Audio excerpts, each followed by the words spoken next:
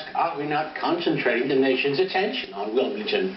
Why, instead, are we reading in the Herald that the anti-slavery amendment is being precipitated onto the House floor for debate? Because your eagerness in what seems an unwarranted intrusion of the executive into legislative prerogatives is compelling it to what's likely to be its premature demise.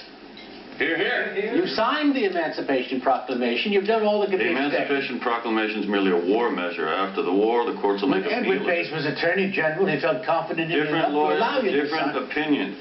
It frees slaves as a military exigent, not in any way. I don't recall Edward Bates being any too certain about the legality of my proclamation. Just it wasn't downright criminal.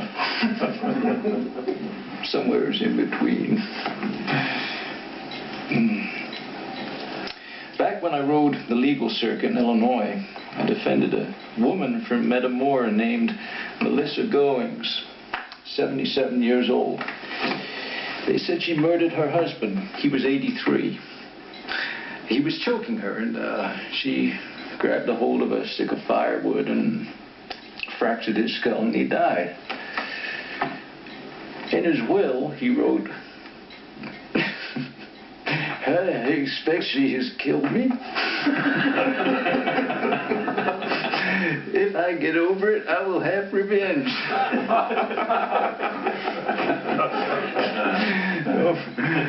No one was keen to see her convicted. He was that kind of husband. I asked the prosecuting attorney if I might have a short conference with my client. She and I went into a room in the courthouse, but I alone emerged. The window in the room was found to be wide open. It was believed the old lady may have climbed out of it. I told the bailiff. Right before I left her in the room, she asked me where she'd get a good drink of water, and I told her, Tennessee. Mrs. Goings was seen no more in Metamora. Enough justice had been done. They even forgave the bondsman her bail. I'm afraid I don't see. I decided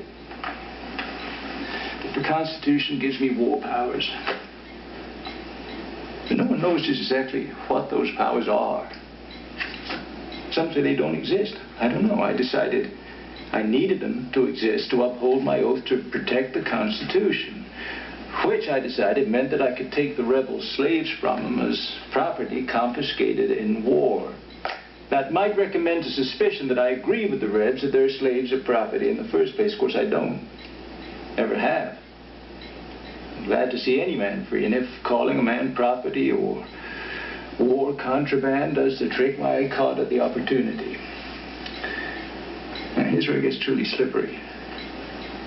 I use the law allowing for the seizure of property in a war, knowing it applies only to the property of governments and citizens of belligerent nations. But the South ain't a nation. That's why I can't negotiate with them.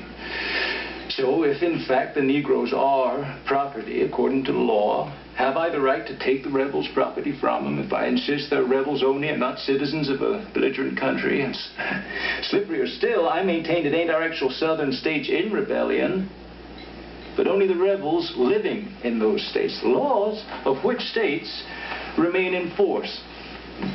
The laws of which states remain in force. That means that since it's states' laws that determine whether Negroes can be sold as slaves, as property, the federal government doesn't have a say in that, at least not yet.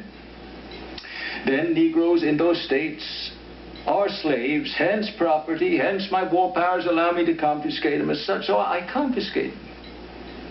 But if I'm a respecter of states' laws, how then can I legally free them with my proclamation as I done? Unless I'm canceling states' laws.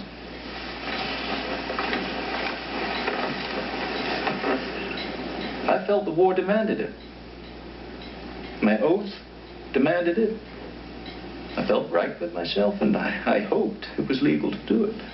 I'm hoping still. 2 years ago, I proclaimed these people emancipated, then, thenceforward, and forever free. Well, let's say the courts decide I had no authority to do it. They might well decide that. Say there's no amendment abolishing slavery. Says after the war, and I can no longer use my war powers to just ignore the court's decisions like I sometimes felt I had to do, might those people I freed be ordered back into slavery? That's why I'd like to get the 13th Amendment through the House and on its way to ratification by the states, wrap the whole slavery thing up forever and aye as soon as I'm able, now, end of this month. And I'd like you to stand behind me like my cabinet's most always done.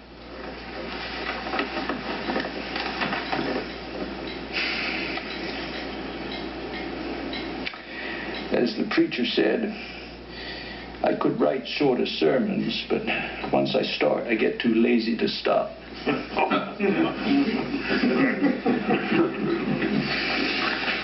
It seems to me, sir, you're describing precisely the sort of dictator the Democrats have been howling about. Dictators aren't susceptible to law. Neither is he. He just said as much, ignoring the courts, twisting meanings. What reins him in from... Well, the people do that, I suppose.